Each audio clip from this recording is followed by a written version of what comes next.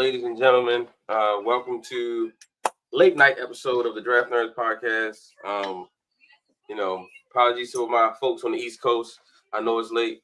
Me and Coach are on the West Coast. He's in Colorado. I'm in California, and so we're coming to you with another episode breaking down draft prospects, breaking down the draft. We're 8 days away, 7 days away, depending on what time it is where you are, but we're a week away from the draft, and there's a lot of stuff being talked about. There's a lot of moving and shaking. There's a lot of rumors. There's a lot of teams that I think that will be moving. Up. So it's an exciting time, and it's going to be exciting to be able to bring to you guys and talk about that. So I got my guy Coach here. What up? He ready to teach y'all some X's and O's and break it down to you. But yeah, it's gonna be an exciting time to be able to get ready to get into this draft because this is gonna be interesting. And it's gonna be interesting, and that round one is so compelling because I believe after like the first 2-3 picks, then the draft can go in any direction. What do you think, Coach? Yeah, I think that's the beauty of this is it can go any different way, and when it can go in any different way, that right there kind of like, hey, okay, look, all right, you know who's done their homework because then stuff start to fall in line, and then you have players that you didn't think would drop to a certain team drop to that particular team. Case in point, Kyle Hamilton falling to the Ravens. I know none of us that's not even possible. Like Right. we knew he was going to be gone like in the top 5. He was just like, no, he gone. We're not even talking about him. And then draft day happened. He's just like, what? This is about to happen? And it did. He was just like, wow. And every year it happens, right? Every year there's some player that shouldn't be there that always falls, particularly to the Ravens. This happens every year, but yet it seems like every year people are still surprised by it. I'm not really sure why people are surprised by it. This is the same team in their first draft. They got Jonathan Ogden and Ray Lewis in the first round. They got Ray Lewis at 26. I think they got Jonathan Ogden at pick 3 or 4. So this is a team that has always stayed true to their board, stayed and show patience and allow and watch every year good players fall to them. Last year was Nate Wiggins.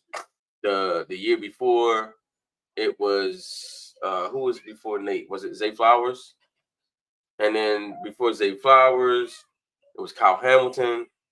And it's just, year in and year out. The only time I've noticed that the Ravens get in trouble is when they go outside of that, when they start reaching for traits, right? I.e. Odafe Owe. To me, I always say that was a reach for traits because the production was not there in college. The tape wasn't necessarily there, but he tested ridiculously well. The dude looked like he should be in an Avengers movie, right? But it was hard to imagine him being this all-pro type of player because he wasn't that in college. And that's the biggest difference to me between Ozzie and Eric is Ozzie used to draft guys based on production, right? He drafted guys that were team captains, 4-year starters, guys who were very productive in college, guys who could come in year one and just plug right in. They were ready for the NFL. Eric DeCosta drafts guys that are more analytic based, right? They're a little raw. Some of them are a little inexperienced, but they have all the traits that tell you that if this player reaches his potential, he can be a superstar. The problem is that there's a lot of risk in that. Right? And so that's the concern for me. What do you think? Yeah, and I think as we do that, I think we need to have three scenarios in mind. Obviously, what's most likely, right? Um, and we would say, okay, look, all right, what would be the most beneficial if this particular player, hey, we draft him and sign him to a 4-year deal? Let's say, hey, the most beneficial year 3 or 4, that particular player turns the corner and gives us something at that position. And then obviously you'll have, hey, the most detrimental. The most detrimental is that, hey, he's on the roster for 4 years and gives us absolutely nothing or plays 16 games in a 4-year span, and now we're like to the egg on our face. And we all know Raven Flock will definitely post that on all social media outlets about how this guy doesn't know how to do his job, so forth and so on. Yeah, absolutely, man. And it's just like I do understand the ideology of what Eric DaCosta does sometimes. Um, but sometimes I do want the Ravens to just take the best player. And the funny part is, they say they're a best player, a BPA team, but we can point to a few. We can point to a few situations where they did not take the BPA. They did not take best player available, right? Because if we go back to the Oway draft, he wasn't the best player available. He wasn't. He just wasn't. Creed Humphrey was sitting right there, who was an All-American center in college, whom one of the Ravens' biggest needs that year was center. They had went through this revolving door of Max Skura and Bradley Bozeman and all these different centers. They needed a center bad. Part of the reason why they had lost, I think, the year before that, early in the playoffs, was because Lamar Jackson got hurt because the center snapped the ball over his head. Yeah, that was Center was a Matt knee issue. Skura. Matt Skura, right? Yep, Yeah. that was Matt Skura. So it was either it was, and then they tried Pat McCarry in the center. It just didn't work. So that was a big need at the time. And Creed Humphrey was sitting right there, and they passed on him. And then now we look 3 years later, Creed Humphrey is the highest paid center in the NFL. He's a 2-3-time All-Pro, and we knew he was going to be that. He was an All-American. He was also a wrestler, right? All of the things that Linderbaum is, you could have had that a year early with Creed Humphrey, which then would have allowed you to take a different player in 2022, right? So instead of having to draft Kyle and then a center, you could have taken Kyle and then you could have gotten a pass rusher that you really needed, right? So you really needed, like, for example, Jermaine Johnson was on the board in 2022. They needed that pass rusher, but they needed the center more, so they had to pass on the pass rusher, take the center, and then it caused a ripple effect because then in the second round they took David Ojabo, who had just injured his Achilles in his pro day. You see how one bad decision can have a ripple effect into everything else. Not drafting Key Humphrey caused them to have to then draft Linderbaum the next year when one of their biggest needs was pass rusher. But they couldn't afford to take a pass rusher because they needed a center. Therefore, because they took Creed Humphrey in the first round and not Jermaine Johnson, they had to then go back in the second round and go get the pass rusher. But then they drafted a kid who was injured and basically was a red shirt his rookie year. Now we talk about BPA. Ojabo wasn't BPA. Because if we talk about BPA, if they would have went true BPA, then George Pickens would be a Raven. You know what I'm saying? And you saw one of the ever elusive thing that has been an issue for the Ravens as long as I've been a fan is getting a bigger body receiver that's reliable. Now, I know he has his antics and all that good jazz, but I think his antics would be different had he been brought on to a different system with some other guys still in play. I think it would have been like, hey, okay, look, I can't. They're not going to go for that, and I know if I have these type of antics, that I'm not even going to be a part of the offense because I just know the Ravens are not going to enable that type of behavior. Yeah, absolutely. And so it's just like, okay, and hey, Am I still echoing? She says you're echoing. Then she says never mind. So I don't know. Maybe she's saying I'm not echoing anymore. But yeah, I mean, it just shows you just how important it is to stay true to your board. When they've stayed true to the board, they've gotten good players. Zay Flowers, Kyle Hamilton. Kyle Hamilton was not a need at all. He was just too good to pass up. He was a dude who was supposed to be a top 5 pick that fell to 14, and they just had no choice but to take him, and now they're being rewarded for that. They've always been rewarded for taking the best player available. Where they get in trouble is when they start drafting based on analytics, when they start drafting guys who are pro day workout freaks, right? I can give you all the names of the guys that I know that they didn't take BPA and it didn't work out. Bashard Perryman, he wasn't best player available. He ran a crazy 40 at his pro day. He had his shirt off. He was out there working out, and he looked like a freak. And they drafted him early. You know what I'm saying? Perryman was one. Yep. Oway was another. Right? Was a guy that they did. That was not BPA. Right? Another guy. I feel like they've again. Ozzy has done pretty good at taking BPA. I'm not really sure what he was thinking with Hayden Hurst in 2018 when DJ Moore, Derwin James, Calvin Ridley were all on the board and they took Hayden Hurst. I'm not really sure what the logic was behind that. I do know they wanted to get Joe Flacco a tight end because Joe was a guy who favored the tight ends a lot. He liked the middle of the field and he liked to use the tight end.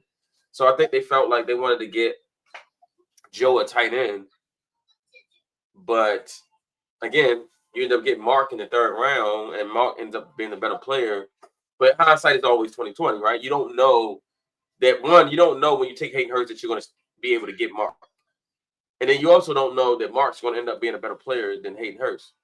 But it's just one of those ripple effects, right? It's just like when you miss one year, it can impact you the next year because now you got to go chase that position that you didn't get because you know what I mean? It's just like a lot of things. So Nate Wiggins to me was BPA last year, and I think it was a solid pick. Yeah, absolutely, and I liked it because that was one of the times they didn't let analytics take over. Because if you were to look at just straight up analytics, you'd be like, all right, okay, we're gonna go another place. We think we can get more with this particular position, and then you would have been again coming the year after a huge void in the cornerback room. Huge void because now you don't have another guy beside Marlon Humphrey. Now you got to say, okay, look, all right, I'm going to panic in the draft if I don't get one of these top cornerbacks. So I think that was the one thing that was like, all right, okay, we can't let this get in the way of what's right in our face. Right, absolutely.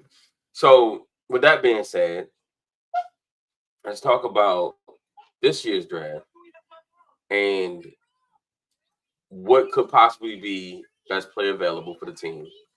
And then also kind of lean into, all right, well, we've seen a lot of mocks come out, right? We've seen a lot of mocks come out where there's a lot of different stuff. And we're like, if the Ravens do that, that'd be a mistake, right? Like, so for example, earlier today, I saw a mock draft where they had the Ravens taking Shamar Stewart. I think that'd be a mistake. I think that'd be like drafting Oway all over again. Shamar Stewart is a physical freak who plays like his hair is on the fire. But the problem is he doesn't have a plan. When you watch Shamar Stewart, you just see a guy just go 100 miles an hour, but with no plan. And it's okay, and you know this as a coach and myself as well, when you're coaching kids, hey, I want to teach you, I appreciate the effort, but I want to teach you how to have a plan when you're out on the field. I don't want you just going full throttle every play and hoping you fall into something, right? I want you to have a plan as to, okay, everything about football is strategy, it's strategic. It's about setting something up. It's about giving the guy a different look. It's, pass rushing. It's about, giving him something now have him think about it, come back to it later. It's about different things, right? And when I watch Shamar Stewart, I see a guy who he plays like his hair is on fire. He's all effort, but he has no plan. And you see it in the production. Yeah, and the other part to that too is what people aren't realizing too is South Carolina had a good rotation. So again, like I can do that if I'm going to play 65% of the snaps, or if I'm a situational pass rusher or whatever it may be. So again, it's just like you said, I appreciate the effort, but we just know, hey, come third and fourth quarter, if it's a one possession game, team's not going to let you just tee off. They're going to make you exert some of that energy to where now, hey, okay, look, instead of me getting one-on-ones all night, I'm going to get a double team. And we all know, hey, late in the game, early December, that can take a toll on you. That can take a toll on you as a player. And so now I understand some people saying that, hey, the Ravens should take it, but just know, hey, you got to put him around the right pieces. Not saying the Ravens don't have the right pieces. What I am sitting here saying is that if we're going to take this guy and we're going to imagine, hey, because he has this relentless effort, he's just going to magically get 15 sacks his first year coming in. I think we need to temper those expectations when it comes down to pass rushers. Absolutely. And Shamar still played at Texas A&M. I know you said South Carolina. I know what you meant. But Same. They got the same type of rotation. Yeah. They're like same thing applies. Absolutely. Right. But the thing is just that when I think about Shamar Stewart, I just think about a raw prospect. I just think about a guy who is all effort, but he's not refined. And my guy Scott, man, he always says, in the first round, I don't want to have to use my imagination for a player. Right. And I love that quote because it's true. If you're going to draft a guy in the first round, you don't want to have to use your imagination as to how he's going to produce for you. You know what I'm saying? Coach, you got your mic muted if you're saying something. But okay, cool. Yeah, but if you are going to take somebody in the first round, you want to be able to look at his film and say, okay, this is exactly how this guy is going to produce for me. I don't want to have to be able to look at film and be saying, well, I mean, in 2-3 years, maybe he can be something. Like that's what the later round picks are for. And I still harp on the old way. Yeah, he had 10 sacks last year, but let's be honest, those 10 sacks weren't like legit 10 sacks. Like he wasn't out there dominating. He wasn't. Oway would disappear for multiple games during the season. It'd be multiple games where you won't even hear his name called. So to me, I think you got to be wary of that. So last year, for context, to go back to what we were saying, I'm going to share something here. Shamar Stewart, as you can see, let me see if I can blow it up a little bit.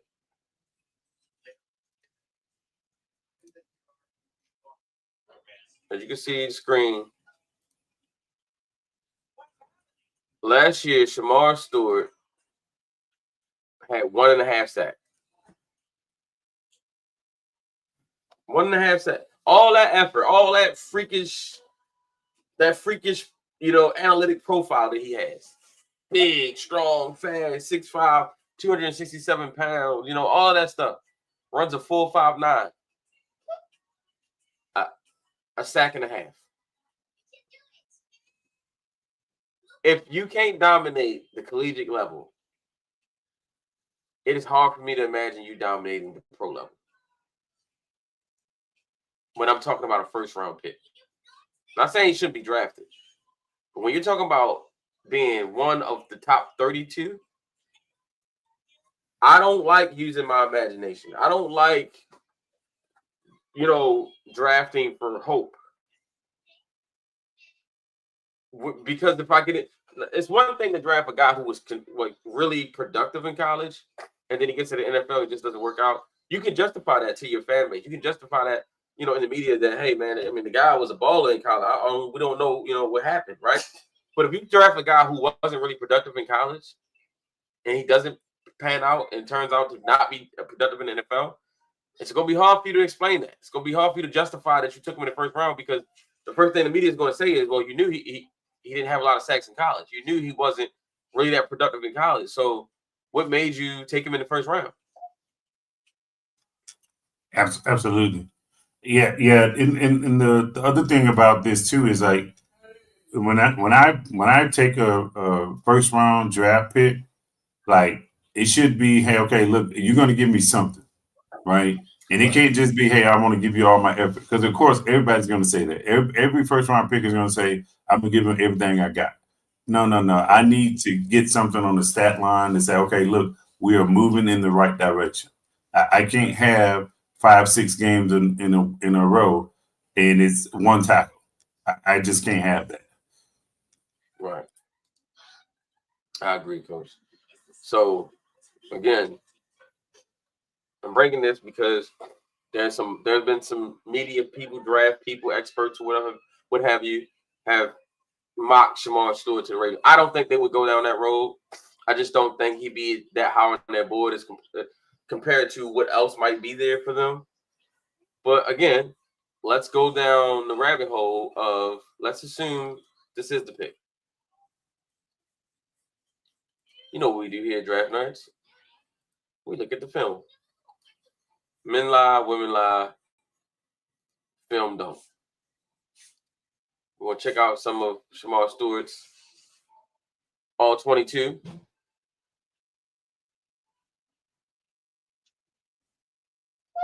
Again, when I watch him, I see a guy with no true plan. Right here, he is on the edge, number 4, and he's all effort. I appreciate the effort, I really do. But outside of the effort, I need you to know that you have a plan. How are you going to get to the quarterback? If you beat your man, then what? You know what I'm saying? Like, are you just going to be out there chasing?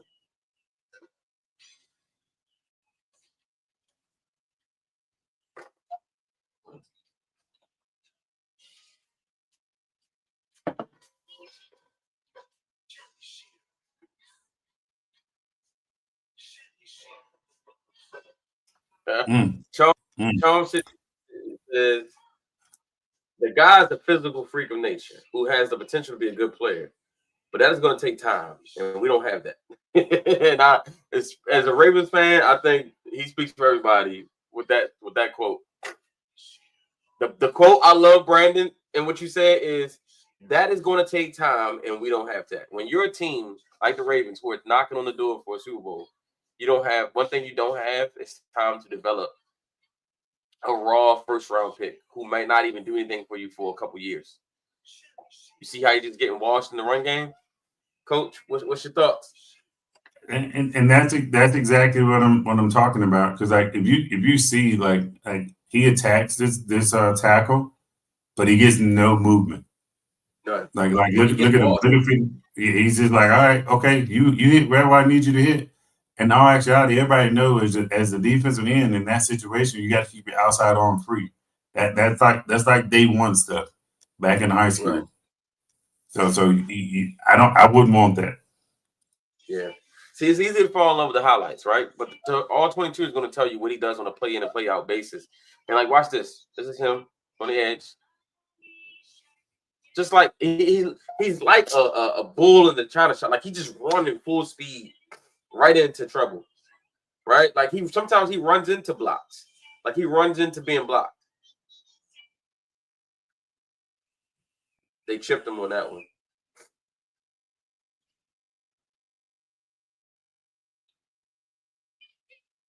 Brandon says he has inside, outside versatility. He does. But what good is the versatility if you haven't mastered anything? Right? What you heard of the jack of all trades, master of none? Like what good is being able to do 5 things if you haven't mastered one of them? They brought a blitz on that one. Looks like a corner blitz. There he is inside. Speaking of the versatility.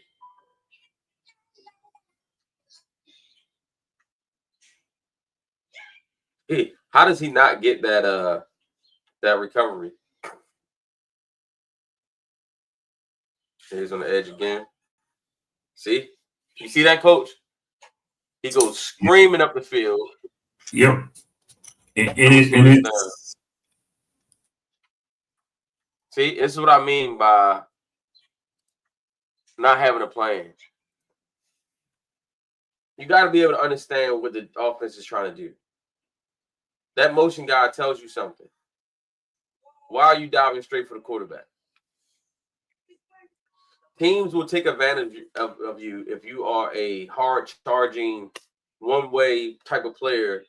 They will use your leverage against you. They will use your momentum against you. Oh, you want to come in? Okay, cool. We're going to run a counter right to the spot that you vacate. And we're just going to work you. Yeah, he has to understand that because there's literally nobody out there. Like matter of fact, I don't think nobody went with the jet sweep. So again, right. He has to understand that.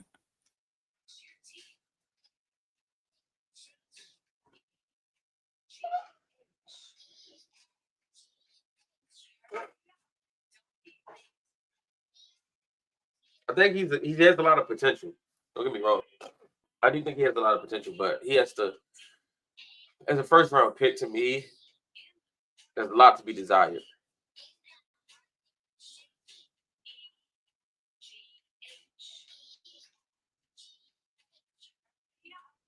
In fact, I don't think either one of the Texas A&M guys are first round picks, in my opinion. Scorton or him. Yeah, and Scorton's a little bit on the lighter side too, if I remember correctly, right? Yeah, he is. Yeah, he's number 11. I think he's a transfer from Purdue.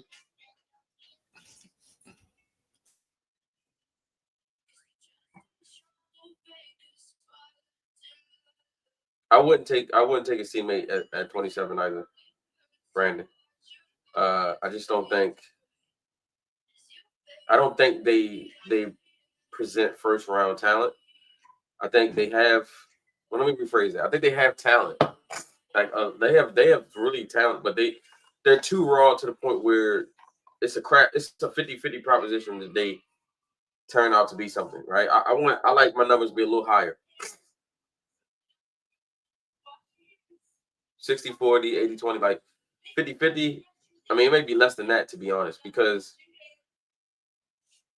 with the rawness that these guys are, they are really reliant on good coaching. So depending on who you are, if you don't have elite coaching, this could be a bad pick.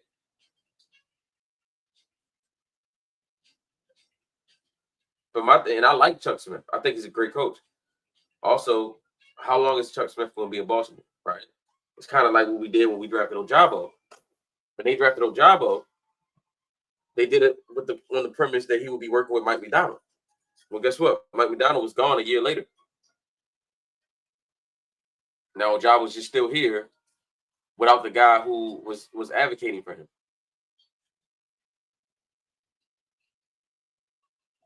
And we still waiting for production, by the way. How many sacks does Ojabo have in his career? 2?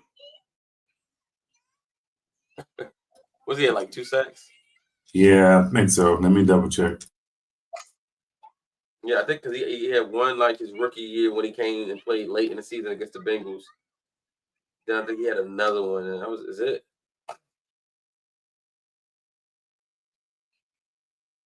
He got 4 sacks. He got 4 sacks in his career. He got one in consecutive years, and then he got 2 last year. So in 3 years, he got 4 sacks. Second round pick.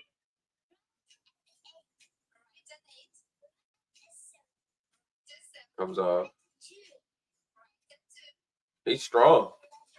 He's strong. He's athletic. He's physical. He's got a good motor. So those are all the good things. The thing that concerns me is he doesn't really know what he's doing.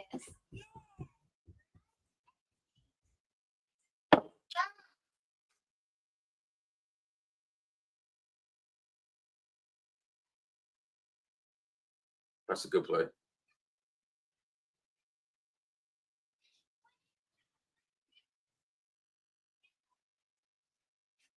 I call him a kamikaze. Like you just hire him to just go in there and just be a suicide bomber, right? Just go in there and just blow stuff up.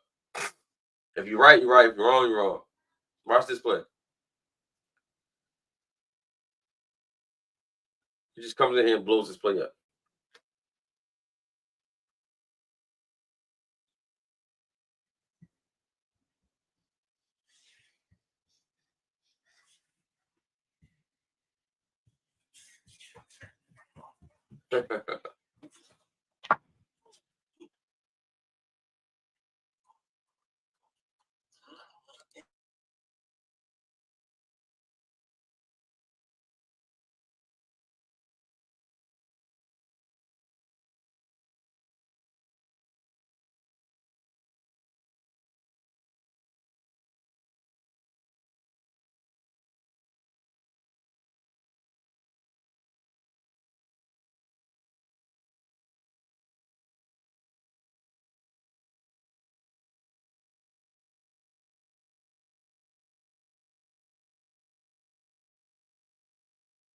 And the thing about his motor just now, like he should have had that chase down.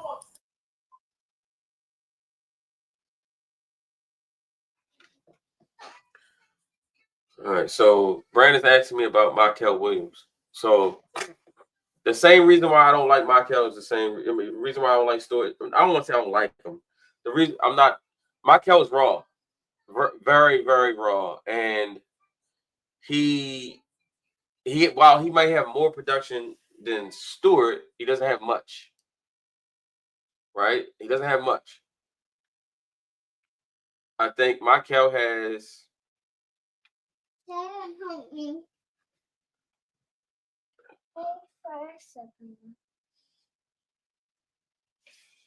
I think. Let me see. Michael, where's he at? He had 5 sacks last year, right? But again, how did those sacks happen? Right? That's something you gotta really look at the context. Michael looks like the part. He looks like a guy that you want, right? He's 6'5", 260. Looks like a guy like Owen. But the problem is he plays like a guy like Owen. He's 4'7" and 40. He's not as explosive as Owen is. Doesn't have an array of pass rush moves. Kind of looks lost a lot. Raw. That's one word I will use to define Michael Williams. Is straight raw. He was a highly touted kid coming out of high school, 5-star, all that good stuff. But he just never quite put it together in college. He never lived up to the expectation.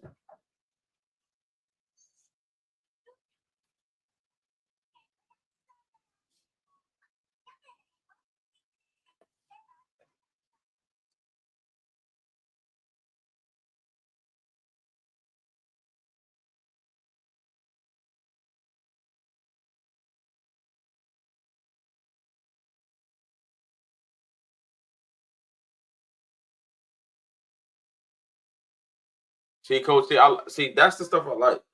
The effort. You see, he did quit on that play. He kept chasing. So those are things you do like, and you see the versatility that Brandon mentioned, which he's been lined up inside, he's been lined up outside. He's all over the place. Yeah, that's good, but like his stab sucks. Like he has no stab ability. Like he didn't even take on one of them. He kind of just ping pong through there. And if they're better linemen, they put him in the dirt.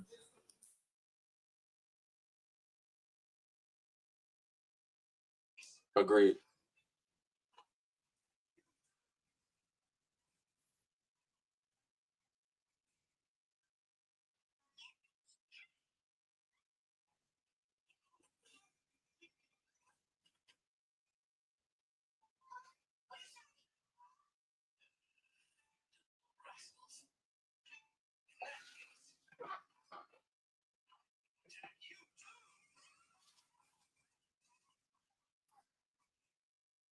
He also runs himself out of plays sometimes, which shows a lack of awareness.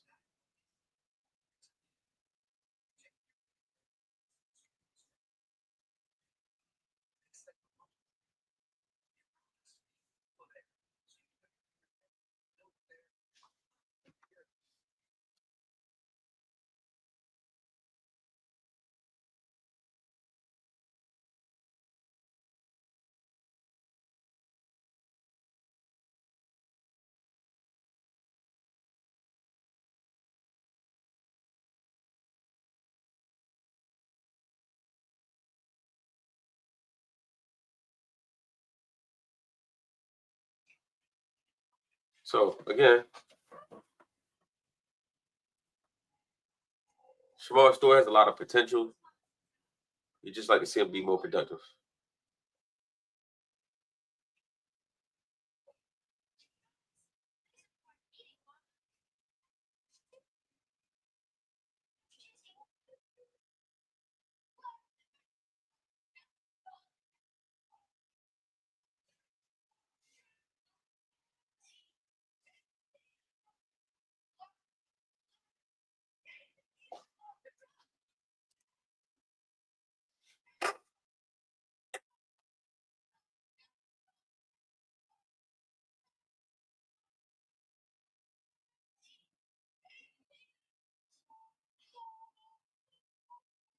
Yeah, he got washed on that play. Tackle just took him out of the play completely.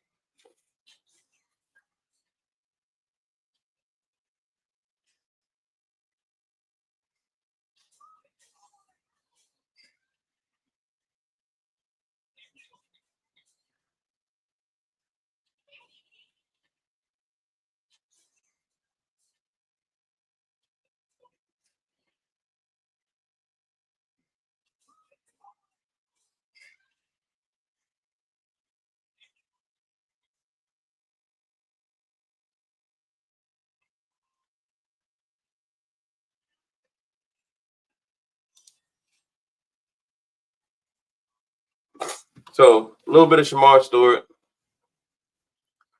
He again, when you watch the highlights, you see a game record, right? You see a guy who just kind of goes in and blows stuff up. He's all over the place. He has great effort. But see right there, he had the stab move. Right now, what are you gonna do off of that? That's the thing. It's like, okay, you extended him one arm, you created separation between you and the tackle. Now what? This play right here is an example of like, okay, right there. Now shed him and get to the running back. What are you doing? 25 shouldn't have had to make that tackle. You got to stab. You got to get rid of him. Engage, stab. Now peel off, make the tackle. That should have been a loss. Could have been a tackle for a loss.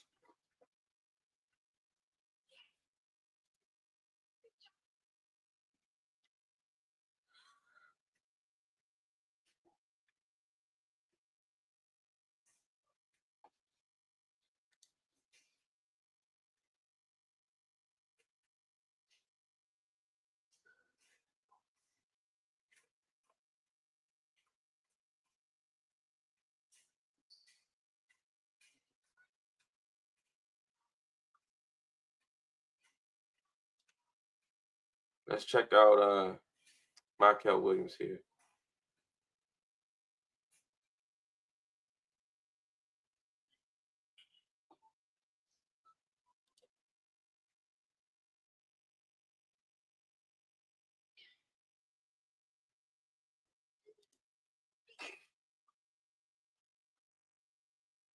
We'll do Michael now.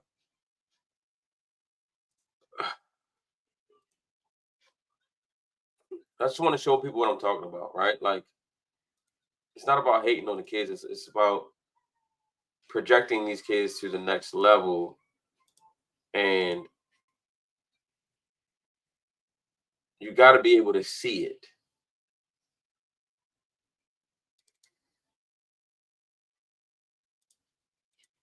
If you're gonna be a first round pick, you got to be able to see it.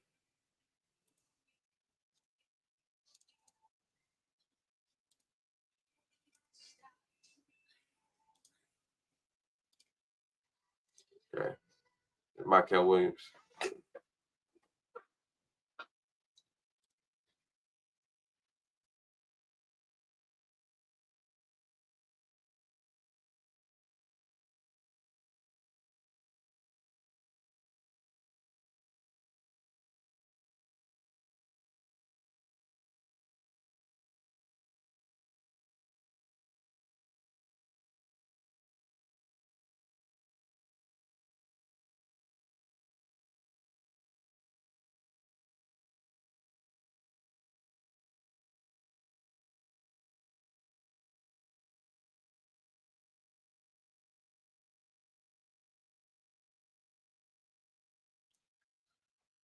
Now, where I do like Stewart a little better is I think he's a little bit more explosive.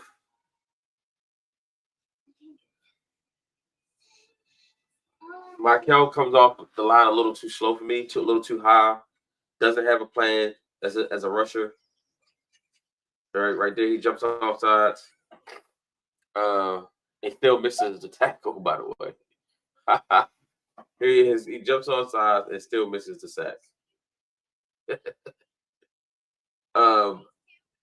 But yeah, so I'd like to see a little bit more from Michael as far as just like if you're gonna be a first round pass rusher, bro, it has to be more about you than just your athletic profile. That athletic profile will get a lot of people in trouble.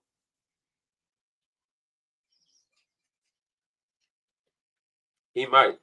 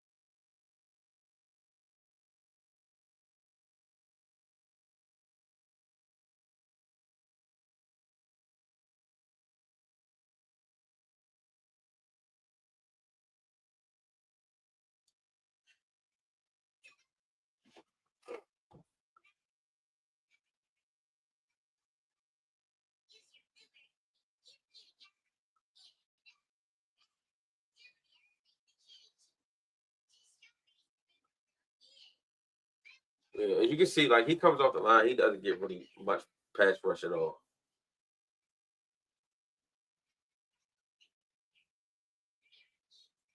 His first step is pretty slow. His hand fighting, his hand ability is not very good. Instincts are a little bit slow. He reacts very slow to things.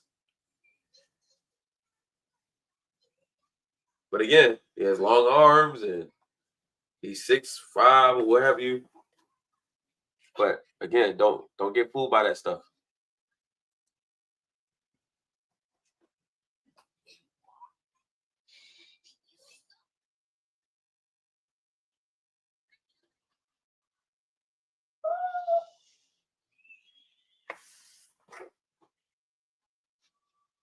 Let's see.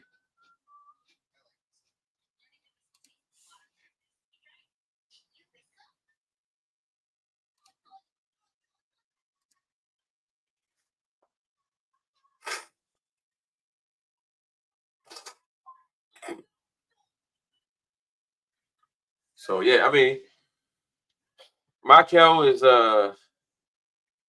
especially with his length. I would like to see him play with his head in the dirt a lot more. I feel like we didn't see that a lot.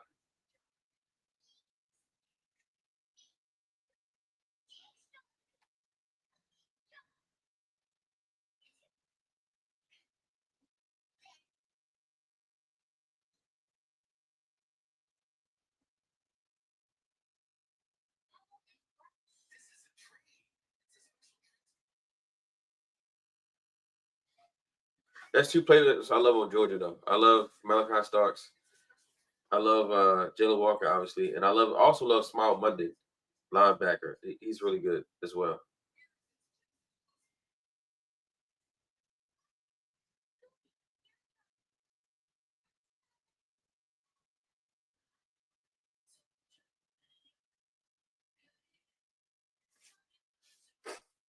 There he is with his hand in the dirt.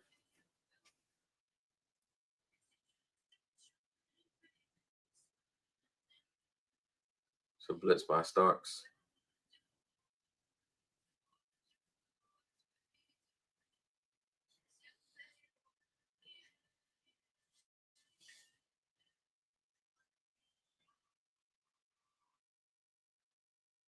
See, yeah. He just doesn't have the ability. He's supposed to chase this guy down. Look at this. All right. Now get that. Get there. Get the sack. Nope. He completes the pass. He just doesn't have the explosiveness that you need from a first round edge rusher.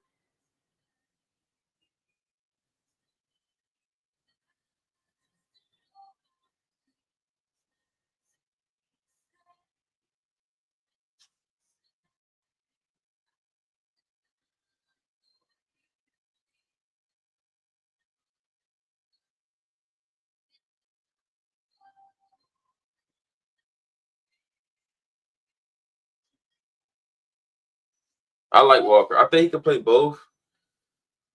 I keep hearing a lot of uh Michael Parsons stuff, but he's not Michael Parsons. He doesn't have the explosiveness that a Michael Parsons has. He doesn't have the pass rush ability, but I think he can play on the edge. He makes a play here, but the ball just comes right to him. Quarterback slips. He celebrates like he did something. Touchdown. Penalty.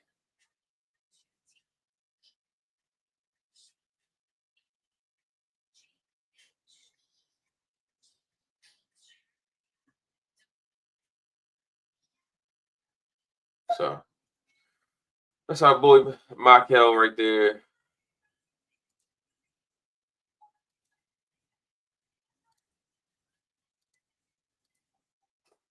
Let's see about you mentioned James Pierce. Let's check James Pierce.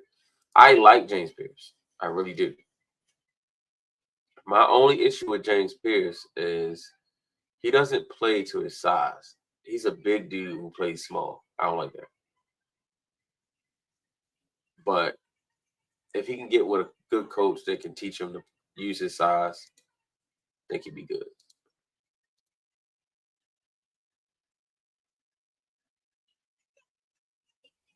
Let's see, James Pierce versus Georgia. Georgia had a really good O-line last year, so let's check him out versus Georgia.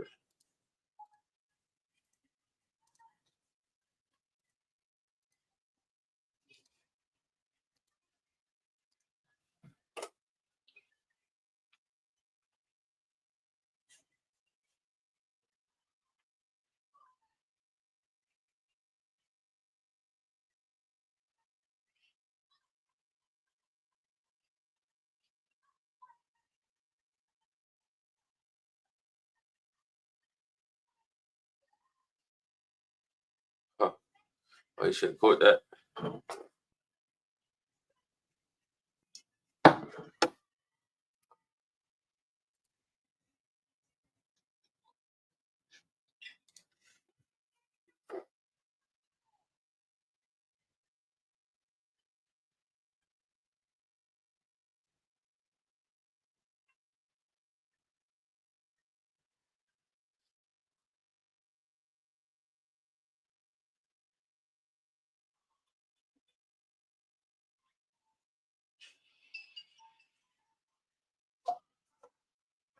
Here he is again on the edge, hand in the dirt.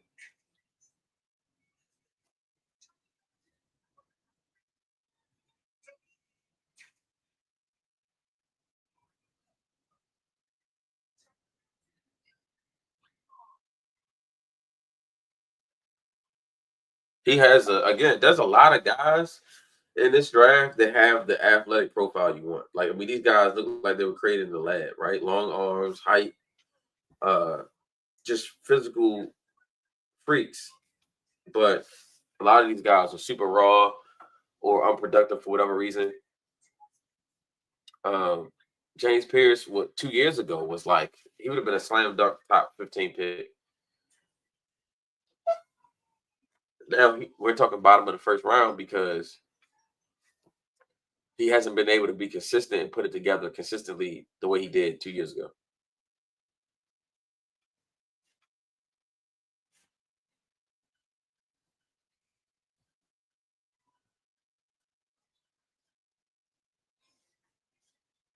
Oh, cool.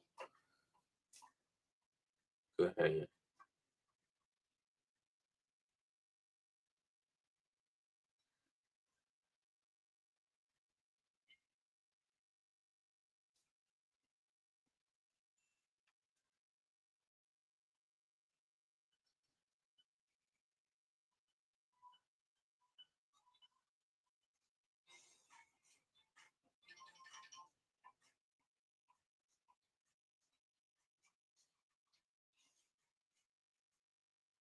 He's got the size you want though, for sure.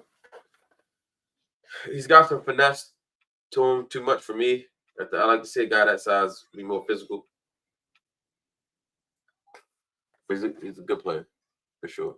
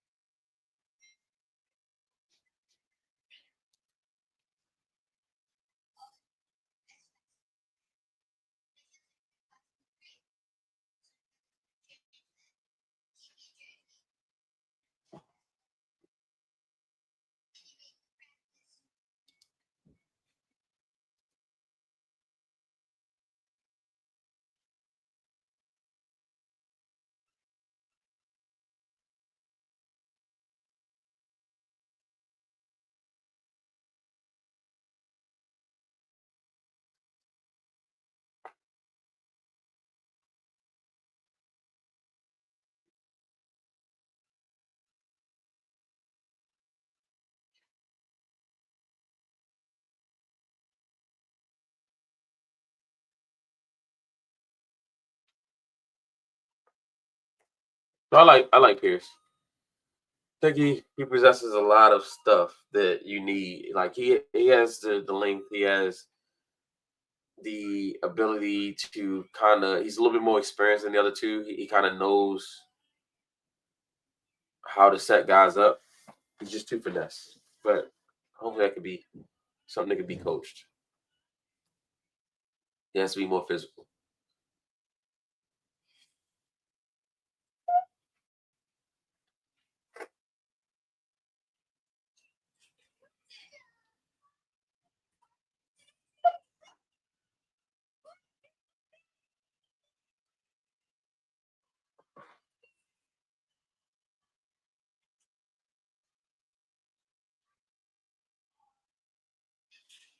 So obviously, Malachi Starks is a guy I've mocked to the Ravens for a while. But recently I've been just really thinking about the opportunity that may present itself in Luther Burden at wide receiver. I think wide receiver is a big need, like low key big need. It's one of those under the radar needs that I think that people aren't really thinking about when you think about D Hop's on a 1 year deal. Tyler Wallace is on a 1 year deal. Bateman, while he has one more year after this year, he's only making $5 million next year. I think if he has a good year, he's going to want to get a raise. So that might be a decision the Ravens are going to have to make because they're going to also pay Zay. So I don't know. They end up paying both those guys. You at least half of your receiving core will be free agents next year. That's the issue in itself. And then on top of it, when you factor in injuries, D-Hop is older. Getting banged up. He's dealt with little things here and there. If one guy gets injured, that you were like, if one guy out of Bateman, Zay, or D-Hop get injured, you're in a tight spot. You're in a tight spot just like you were last year. And I think they need to be another young stud wide receiver on this roster that they can develop. I know they like Tez. Well, they drafted Tez, but Tez is super raw and really couldn't even get on the field really much last year because he just wasn't ready. He doesn't run routes very well. He's more of a just a deep threat right now. So if there's an opportunity to add more depth to the receiving core while raising the floor and the ceiling, I think you got to do it. Also, Luther could be your starting returner year one.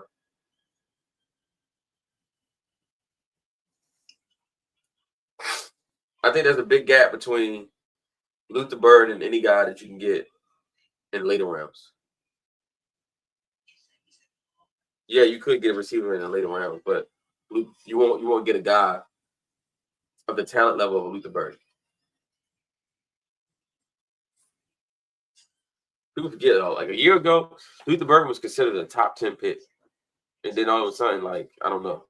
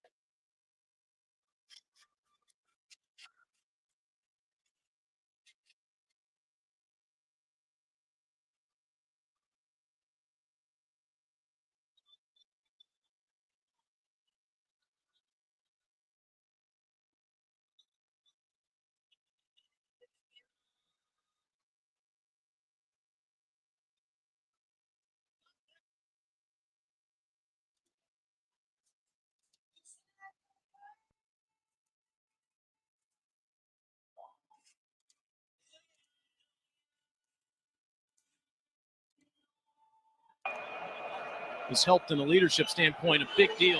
Now Cook's going to throw the deep ball, and Burton's past the defense. Touchdown, Luther Burton, 47 yards. Brady Cook. Again, Luther Burton, 6 feet, 206 pounds, and has an ability to stretch the field. He can also take a short pass like this and turn it into a touchdown. He has a lot of Deebo Samuel in him, but he's a better route runner.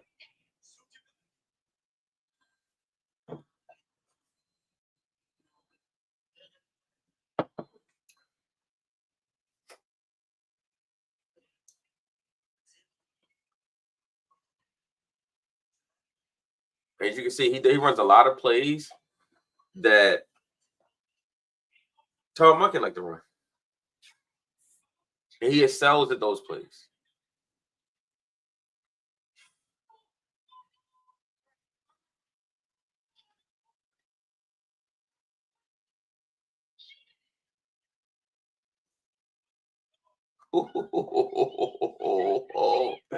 Oh my.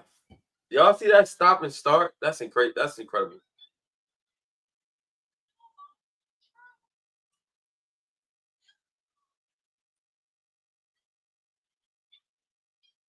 When you think about a Todd Monken offense, this is what we're talking about.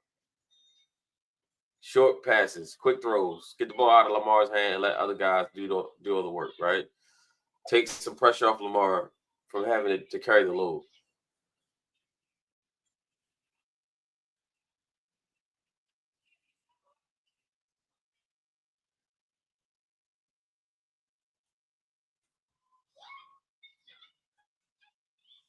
If he's there, I think they have to consider it. I'm not saying they will. but what they will actually draft him. But I think you got to consider it.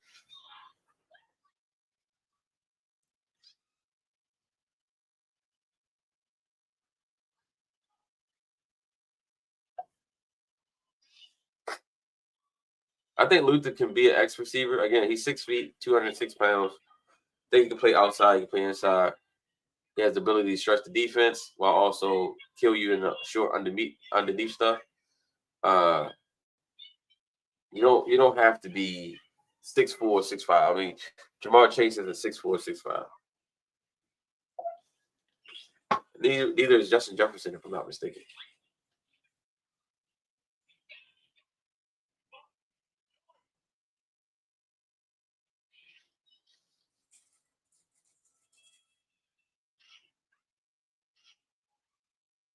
Could you imagine him, Zay Flowers, and Rashad Bateman? Sheesh. D-Hop is a number 4. Lamar might pass for 5,000 yards.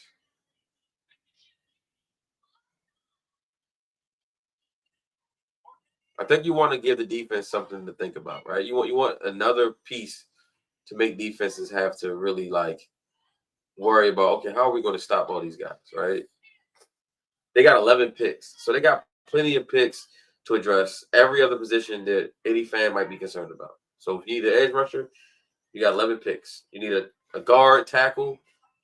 It's a really good guard tackle draft. It's a really good interior defensive line draft. There's a really good safety draft. There's some corners you can get in the later rounds.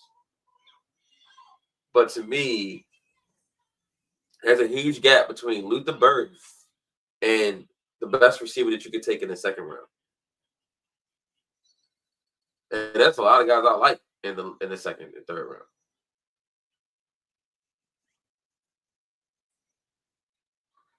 The Ravens I don't think the Ravens have reportedly visited with any receivers.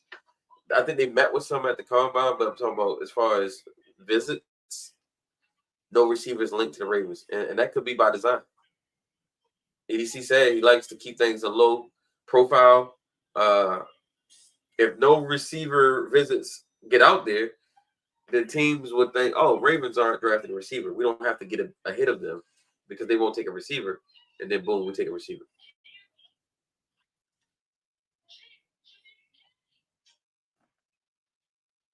They trade for Deontay Johnson. That doesn't work. You get Odell Beckham a couple years ago, 1 year, and he's gone. D-Hop is going to be the same thing. At some point, you do have to invest and get another quality receiver for two reasons. One, what if you don't get Bateman back after his contract is up? Right, that's one. So you need a contention plan, and then you could never have enough good receivers, just like you can have enough good corners.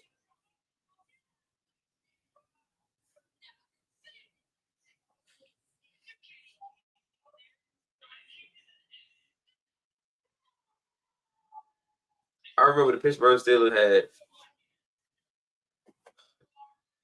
Hines Ward, Antonio Brown, Emmanuel Sanders, and Mike Wallace all on the same team. Nobody said anything about them having too many receivers. Cincinnati Bengals, Jamar Chase, T. Higgins. They had Tyler Boyd. They drafted Slovis. They drafted another kid last year, from Alabama? Kansas City, Hollywood Brown, Xavier Worthy, Rasheed Rice. Went on got D-Hop. Eagles, Devontae Smith, A.J. Brown. Traded for Johan Dotson.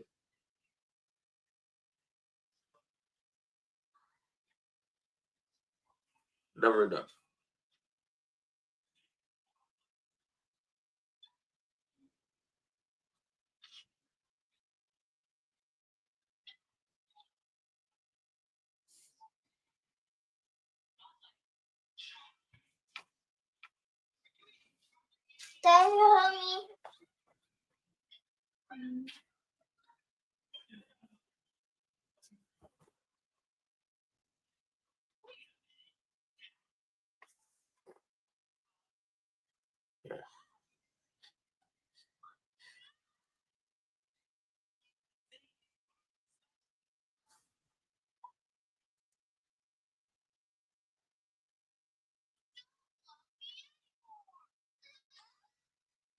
It's a lot to like about this kid. And it's crazy to me that he's kind of like he's kind of been the forgotten guy this year. All this talk about Tet and Matthew Golden and Travis Hunter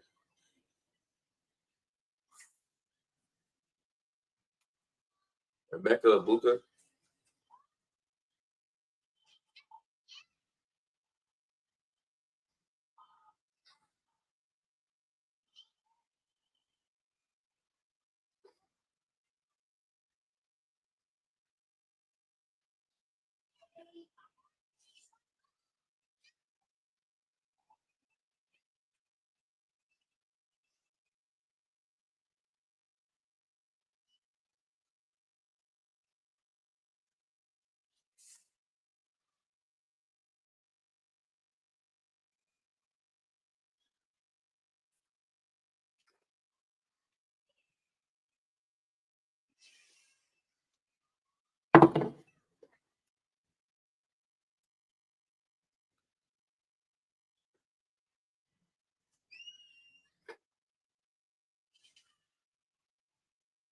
Stretching the field.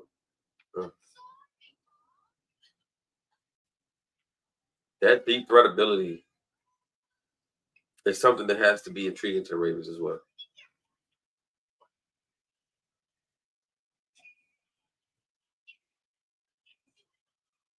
Hey, number 3 is available. It's free. You can take that number right now. No problem.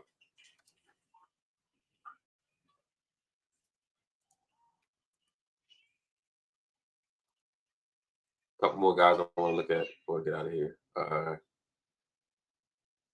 Torrey Horton is an interesting guy. Later rounds, I do like Colorado State.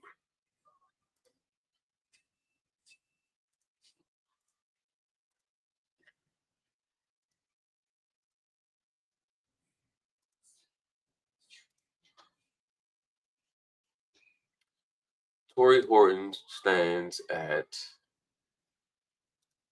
let's see,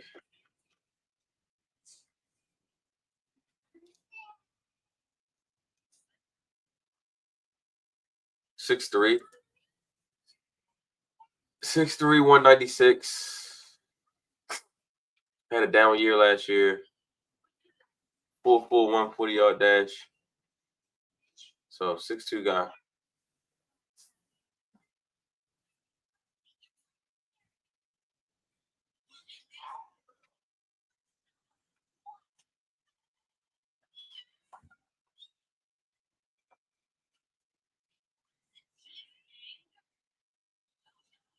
He got a dime.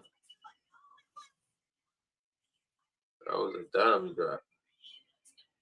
And maybe he could be a backup quarterback. Oof.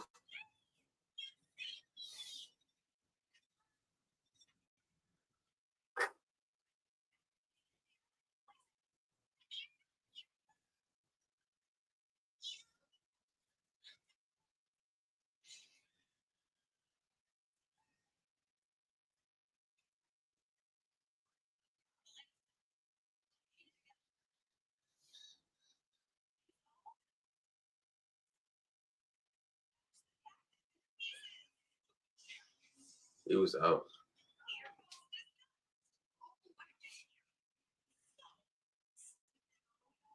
Oh, maybe he was.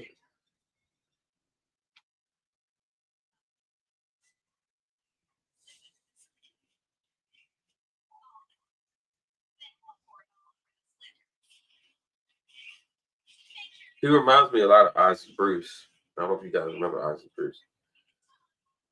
Hall of Famer, played with the Rams.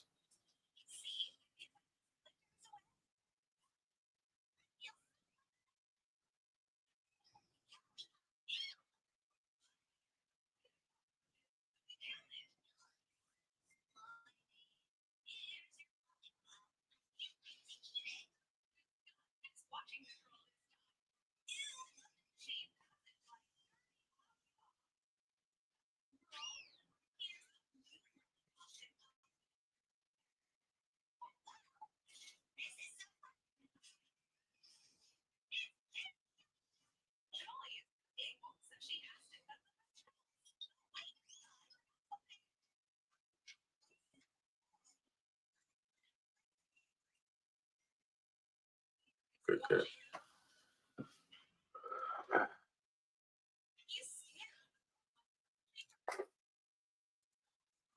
That's a guy that is not getting a lot of love from the Ravens fans. Interior defensive lineman Walter Nolan.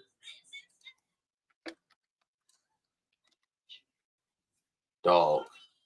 My current form is Jalen Carter.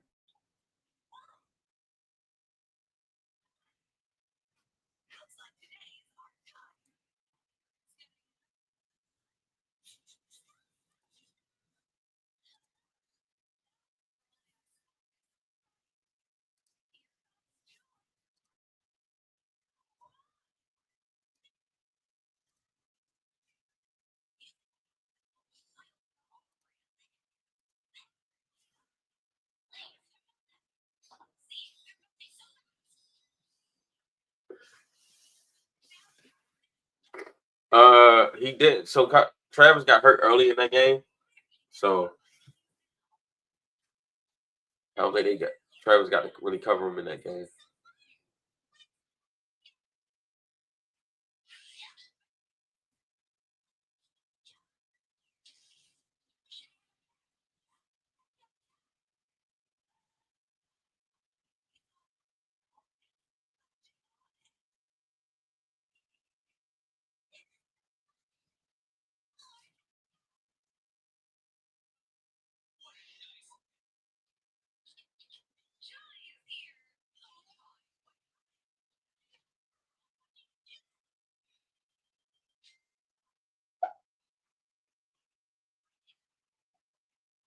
Let's see.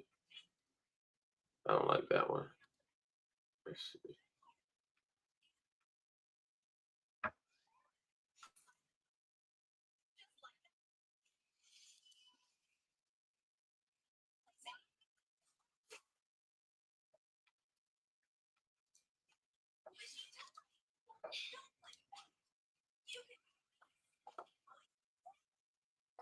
Here's Walter. I love the way he sheds blockers. He doesn't stay blocked. Like he doesn't get, he's always thinking, okay, how do I get off this block? He's just a game record. A lot of Jalen Carter to his game. Ridiculous talent.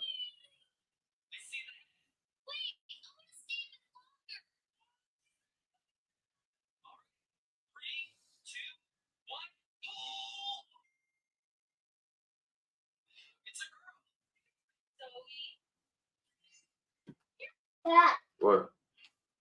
You help me. That's triangle red for you. That's triangle red for you.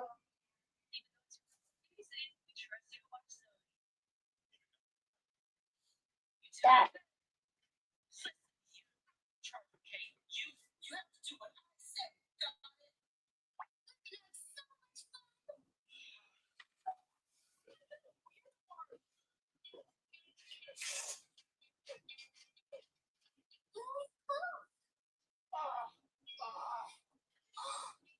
Walter Nolan. Yeah, there you go downstairs. There you go. You said, will Walter Nolan be at 20? He could be there. Absolutely. That's what I'm saying. The Ravens may have a lot of fun and very good options at their disposal at 27, and they may have to make a tough decision. What side do you go on? Do you go defense? Do you go offense? Do you go in the trenches? Do you go wide receiver? Like, it depends on what the value is.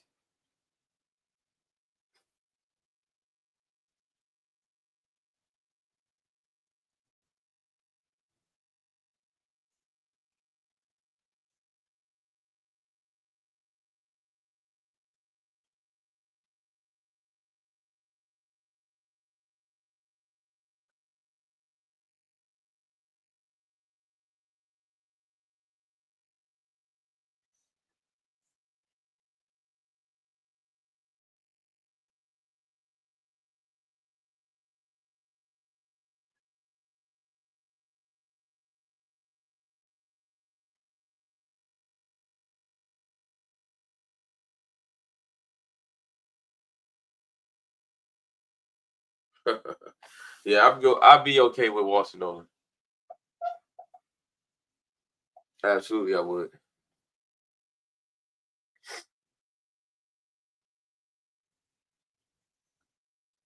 Dude eats like he takes up 2, 3 blockers.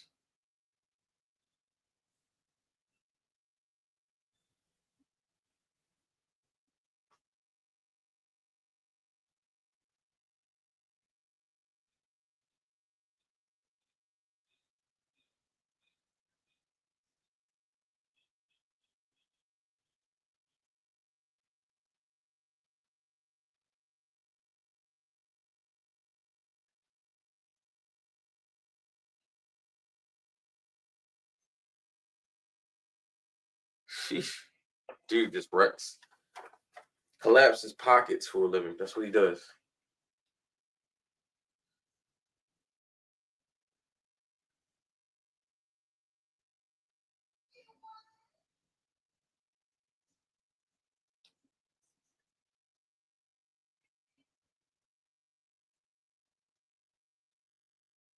Sheesh.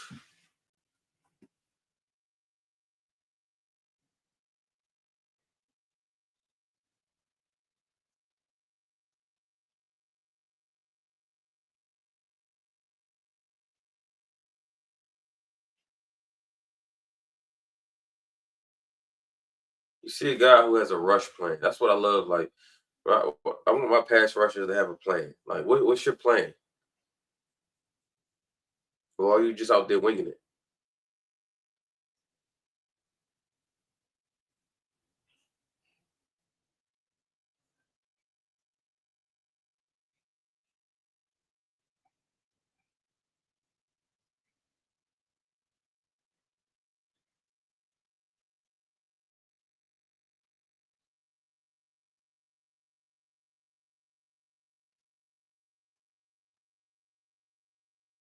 Whew.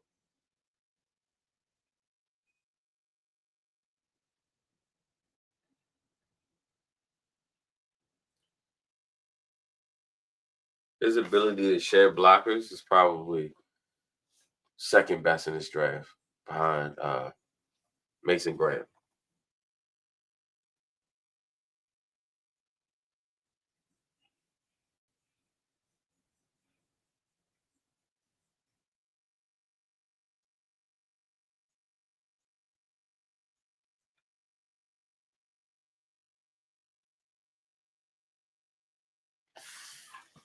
Yeah, I'll be cool with Walter Nolan for sure. All right, y'all. Well, tomorrow I'll be up bright and early, starting the pod early tomorrow. My plan was to do that today, but I had a joke to tell everybody. So earlier, my plan was to do the pod earlier, like during the early part of the day, and I was having issues with my allergies, and I took some medicine that I didn't realize was Benadryl. Thought it was just regular allergy medicine, and the next thing you know, I was asleep. I didn't wake up too late, and so that's why you get a late show. But stay locked with me tomorrow, and we'll be back tomorrow early. Uh, getting it in, man. Watching more film, more mock drafts, more guests. Uh, Getting you guys geared up for the draft coming up next week. So that being said, y'all, thank you for being locked in with me. I appreciate y'all, man. I'll have some guys with me tomorrow. We'll do some mock drafts, and then we'll talk about some scenarios as well that I can see coming that I feel like it's not getting enough talk. So we'll chime in on that tomorrow. And again, I appreciate you guys. And till next time, peace.